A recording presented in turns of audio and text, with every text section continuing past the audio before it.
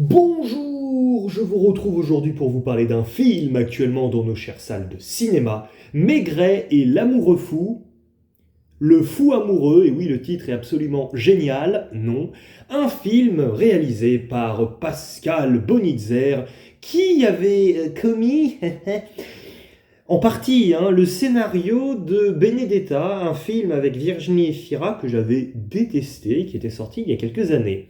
Mais nous avons tous et toutes le droit de faire des erreurs, donc pourquoi pas.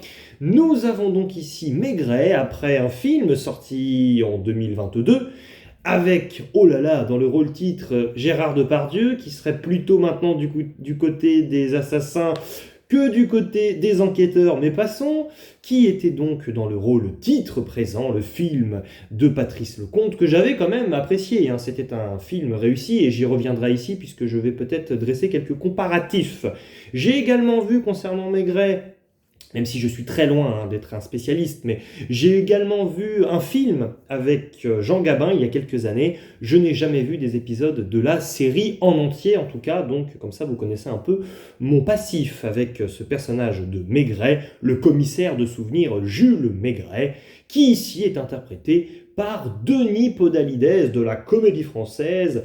J'avais un peu peur au début du film d'ailleurs au vu de sa carrure, il est quand même particulièrement maigrichon, comme moi en gros. Donc je ne savais pas très bien si j'allais réussir à m'identifier à ce personnage en tant qu'entité Maigret. Et j'avoue qu'il m'a fallu quelques minutes d'adaptation, et je pense que pour les fans de Maigret, bon, globalement, il faudra aussi un petit temps d'adaptation. Mais j'ai envie de dire que, bon, en réalité, Maigret, passons au-delà des apparences. Bon, on peut peut-être tout simplement réussir assez rapidement et facilement à se mettre en tête que Maigret, au-delà de sa corpulence et donc de son apparence, c'est plutôt un état d'esprit Maigret qu'il faut essayer visiblement dans le film d'entretenir en déconstruisant justement le personnage de Maigret. On va y revenir, c'est peut-être l'une des forces du film justement, j'en parle d'ailleurs d'emblée, c'est-à-dire que justement si le personnage n'est pas aussi robuste et costaud que l'on a pu le voir dans d'autres films ou d'autres séries, l'idée ici, c'est que, Maigret, on l'a compris, semble un peu plus rangé, on le voit avec sa femme notamment, où il prépare des bons petits plats, visiblement, il n'y a pas que sa femme qui est au fourneau, manifestement, quoique, peut-être ambiguïté là-dessus, et encore, c'est pas dramatique, c'est un détail, mais par exemple, on le voit sur son lieu de travail, là où, moi j'ai souvenir d'un Jean Gabin qui aimait bien prendre le temps de manger, même si ça pouvait contribuer ou non à l'avancée de son enquête, là on sent que son équipe a envie de manger, alors certes des sandwichs, mais que lui, on sent qu'il a envie d'avancer dans l'enquête, et donc manger, c'est pas sa priorité. Voilà, donc on sent un peu un rapport d'ancien grand mangeur, voire même d'ancien fumeur, qui ici est un personnage qui essaye d'avancer parce qu'il a quand même un certain âge, bien sûr. Denis Podalides, dans la vraie vie, je crois qu'il a une soixantaine d'années désormais. Donc, il les fait, il est là, et il campe bien le personnage. Disons que c'est un Maigret, mais à la sauce vraiment Denis Podalides, mais aussi un autre personnage enquêteur connu, à mon sens, qui est un peu le problème du film, ça on va en reparler. Mais dans l'idée, Denis Podalides, je trouve que c'est un acteur formidable, qui a vraiment une voix qui est vraiment très particulière, mais extrêmement attachante. On pourrait vraiment l'écouter comme si on était à la radio, que ça serait tout aussi agréable.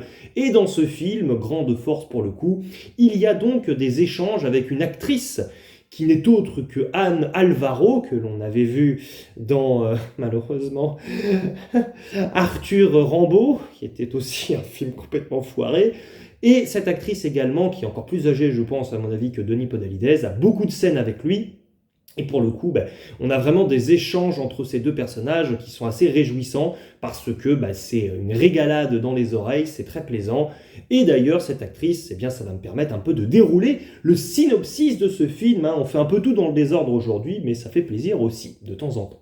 Donc Maigret, au début du film, on le comprend, s'ennuie parce que dans son bureau, il ne se passe rien, c'est terrible, et son équipe s'ennuie également. Mais en réalité, moi je m'attendais à attendre quelques minutes avant que ça y est, paf, on sorte de cette oisiveté forcée, on va dire. Mais non, au bout de que quelques secondes seulement, coup de téléphone, c'est parti. Le ministère des Affaires étrangères, donc le Quai d'Orsay, qui appelle parce qu'il y a un ancien ambassadeur qui malheureusement, a été retrouvé mort chez lui par sa domestique qui était à son service depuis une cinquantaine d'années. en l'occurrence donc Anne Alvaro. Et donc forcément, Maigret est chargé de résoudre cette enquête et d'élucider le mystère. Et donc on se dit que ça y est, ça part tambour battant, c'est parti. Mais malheureusement, le film souffre vraiment, malheureusement, de ce syndrome où certes on a un film lent, très lent, ce qui n'est pas forcément un problème. On peut apprécier, voire adorer des films lents. Mais là, le problème, c'est que nous sommes malheureusement dans le cadre d'un film qui, à la longue, devient soporifique. Au début, c'est assez intriguant, notamment avec l'environnement, je dirais, et les décors choisis quand même pour ce film. Ça se déroule en plein Paris, le tournage de ce film. Mais ce qui est assez particulier, c'est que l'on voit Maigret avec un style vestimentaire, tout comme ses acolytes d'ailleurs, un style vestimentaire sorti tout droit du fin fond du XXe siècle, bien tassé, vous voyez, bien ancien. Et en parallèle, c'est un peu particulier parce qu'on a l'impression d'assister à un drôle de problème temporel parce que l'on voit des Vélib et des voitures, parfois même, qui sont tout droit sorties de 2026. Donc là, on se dit, est-ce que le film manque de budget à ce point-là? C'est quand même assez terrible. Alors, on m'a expliqué que c'est pour donner un côté complètement intemporel à Maigret, donc il y a une sorte de folklore où on mélange un peu les époques. Moi, je n'ai pas été très convaincu par ça, mais à la rigueur, j'ai envie de dire, tout ceci est en arrière-fond, donc c'est à la fois important sans trop l'être, donc on peut passer outre. Mais ensuite, donc le film au début, comme je vous le disais, avec des échanges entre l'enquêteur et la domestique, oui, on essaie d'en savoir un peu plus, donc il y a une dynamique qui se met en place qui au début est assez prenante, puisque c'est ça, on a un Maigret qui veut aller droit au but, qui lui pose des questions, et la domestique qui manie quand même très bien la langue française, et qui parvient en soi assez habilement à répondre aux questions, mais des fois sans trop y répondre, c'est-à-dire en n'étant pas très direct et en essayant un petit peu de détourner les sujets. Donc on a une confrontation qui est assez trépidante au début. Le souci assez vite de ce dispositif, et sa grande limite malheureusement, c'est que ça s'essouffle pour la simple et bonne raison que pour moi, en tout cas, dans une enquête policière, il faut que nous ayons quand même plusieurs personnages qui puissent être les assassins ou les assassines, les meurtriers ou les meurtrières. Le problème ici, c'est qu'on va quand même nous introduire d'autres personnages, quelques-uns, pas beaucoup non plus, mais à la rigueur, ça c'est pas le problème, la quantité, mais on nous présente à un moment le neveu, par exemple, de la victime, mais on ne le voit pas assez. Il y a beaucoup de personnages qu'on ne voit pas assez, et c'est un peu dommage, parce qu'en fait, le film est très resserré sur ce duo enquêteur-domestique, qui pose donc problème parce qu'à partir d'un moment, moi j'ai envie de dire, moi mon intérêt pour le suspense du film était complètement détruit parce que je me suis dit, alors je ne dirais pas si c'est le cas, je ne vais pas spoiler ici, mais je me suis même un peu endormi parce que je me suis dit, c'est forcément la domestique qui est la meurtrière, incontestablement.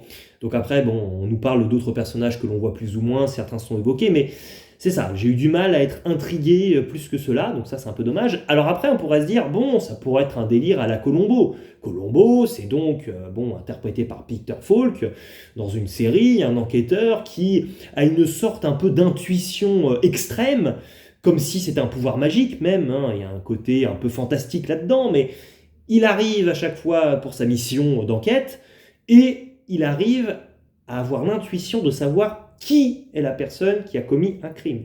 Et donc, maintenant, ce qu'il va chercher à chaque fois, c'est la preuve. La preuve pour coincer la personne en question. Et c'est ça à chaque fois, c'est le rituel Columbo. Et je pensais que là, c'est un peu un gimmick qu'on avait repris pour Maigret, parce que visiblement, c'est un peu l'intention. Le problème, c'est que le style Columbo, je trouve, colle assez mal à Maigret, et en l'occurrence au Maigret de Denis Podalides. J'ai presque envie de dire, je vais peut-être un peu loin dans mon histoire, mais si on remodèle un peu les choses, on aurait presque pu imaginer, c'est ça, plutôt que d'appeler ce film Maigret, l'appeler Columbo, et puis partir avec cet acteur ou pas de Denis Podalides, mais un peu plus, c'est ça, sur une vibe Columbo, parce que là, ça semble être un peu l'idée, mais pas complètement assouvi, donc c'est un peu bizarre. Et en même temps, ce que je propose là, ça ne fonctionne pas, parce qu'on se rend assez vite compte dans le film que Maigret, il est vraiment perdu, en fait. Moi, je pensais qu'il était un peu en train de jouer avec la personne qu'il avait identifiée comme la meurtrière, mais en fait, pas du tout. Il est vraiment en difficulté. Donc, c'est bien de montrer notre héros en difficulté, pourquoi pas. Mais le problème, c'est que c'est ça, le tout est beaucoup trop soporifique. Donc, c'est vraiment regrettable, parce qu'en fait, le film n'est pas mauvais, je ne le déteste pas, mais quand même, de là à vouloir s'endormir et à oui, à suivre la fin du film en se disant bon voilà c'est terminé, je m'en vais, je passe à autre chose, bah c'est dommage parce qu'on a un acteur qui a du potentiel, on a une actrice qui a du potentiel, mais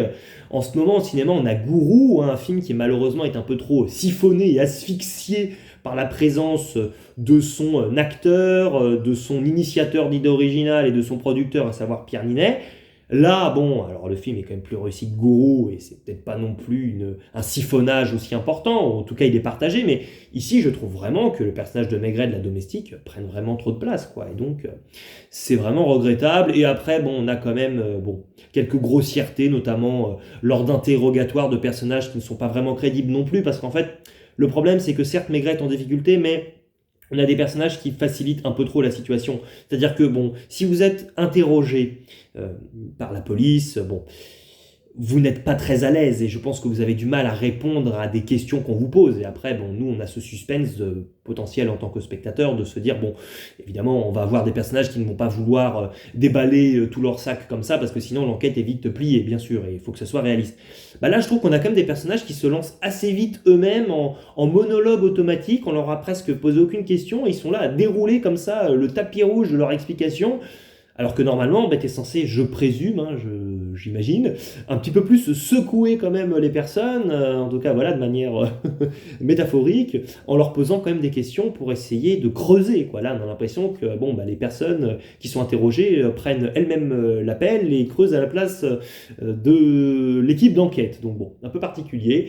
Je n'ai pas donc détesté le film, mais je le trouve somme toute assez moyen et malheureusement un peu ronflant beaucoup même.